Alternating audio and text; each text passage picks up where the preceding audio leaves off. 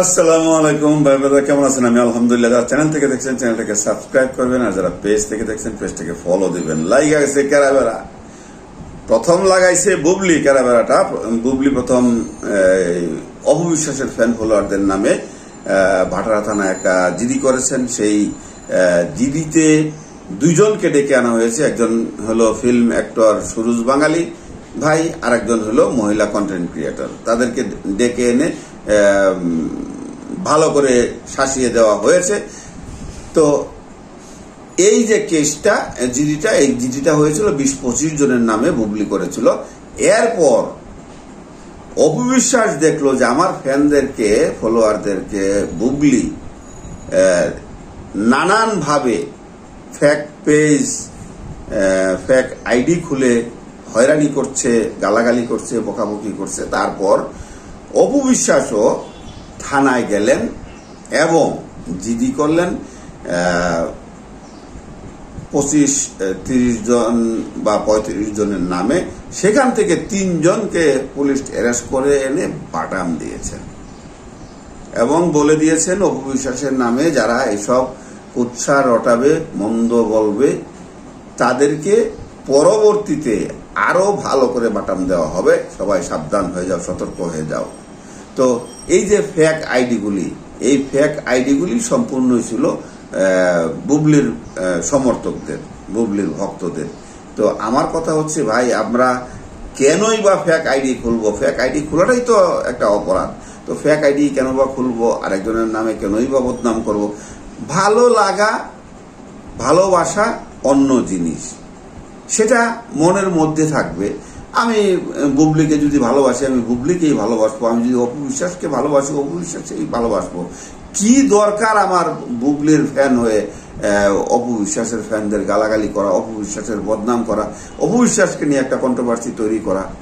অপবিশ্বাসকে ধরা ছোঁয়া যাবে না। আর যতই কন্ট্রোভার্সি তোমরা তৈরি করো, কারণটা হচ্ছে অপবিশ্বাস শাকিব খানকে সবসময় সাপোর্ট করে, শাকিবের সব কাজেই অপবিশ্বাস সমর্থন দেয়। যেমন এই হারলেনে অপবিশ্বাস ব্র্যান্ড অ্যাম্বাসিডার, শুভেচ্ছা দূত, শাকিব খান ডিরেক্টর। তো শাকিব খান তো কোনোদিন অপবিশ্বাসকে বাদ দেয় নাই হারলেন থেকে। তো এটা বুঝতে হবে। তো সেই জন্যেই অপবিশ্বাস শাকিবের সব কথাগুলিতে সাপোর্ট করে যাচ্ছেন। আর অপবিশ্বাসের সাথে শাকিব খানের কন্ট্রাক্ট আছে। আমরা যতই বলি, যদি কন্ট্রাক্ট না থাকতো তাহলে শাকিব খান হারলেনের সাথে অপবিশ্বাসকে সম্পৃক্ত করতো না। বা হারলেনে শাকিব খান যাওয়ার আগেই যদি অপবিশ্বাস থেকে থাকতো, অপবিশ্বাসকে যদি শাকিব খান পছন্দ না করতো, তাহলে কিন্তু হারলেন অথরিটিকে জানিয়ে দিতেন শাকিব খান যে না, অপবিশ্বাসকে এখানে রাখা যাবে না, অপবিশ্বাসকে বাদ দিলেই আমি এখানে জয়েন করব। এইখানে হারলেনের সাথে শুধু অপবিশ্বাস এবং শাকিব খান না, ইমন, মিম, চিত্রনায়িকা মাহি, পরিমণি, তারপরে ওই চাচ্চু ছবির ছোট্ট দিঘি, তারপর সাকিব আল হাসান, এরকম অনেক গুণী অভিনেত্রী, অভিনেতা, cricket star, football star, singer, অসংখ্য গুণীমানী তারকারা এই হারলেনের সাথে জড়িত আছে। এই হারলেনকে শাকিব খান মানে বাংলাদেশের একটা নাম্বার 1 ব্র্যান্ড হিসাবে দেখতে চান।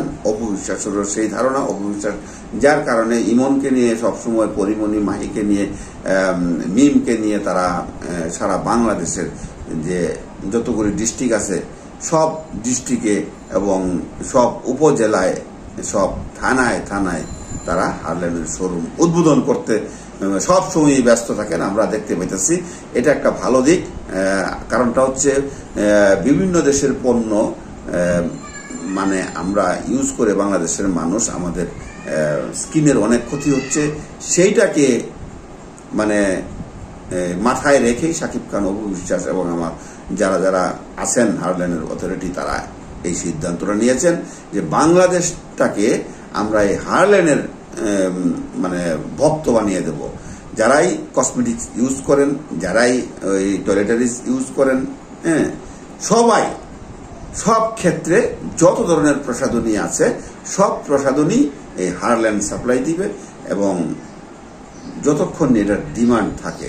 তো বাংলাদেশের মানুষ যাতে প্রতারিত না হয় সেই জন্যই এই হারলেন বাংলাদেশে আসছে। সেই জায়গায় শাকিব খানকে, সাকিব আল হাসানকে, এরকম গুণীমানী ব্যক্তিদেরকে হারলেন একত্র করেছে। তারা এদেশের মানুষের উপকার করতে চায়, তারাও উপকৃত হতে চায় এই কারণে। তো সবাই আপনারা হারলেনের সাথে থাকবেন, আর আমার চ্যানেলটাকে সাবস্ক্রাইব করবেন, পেজটাকে ফলো দিবেন। ভালো থাকবেন, সুস্থ থাকবেন।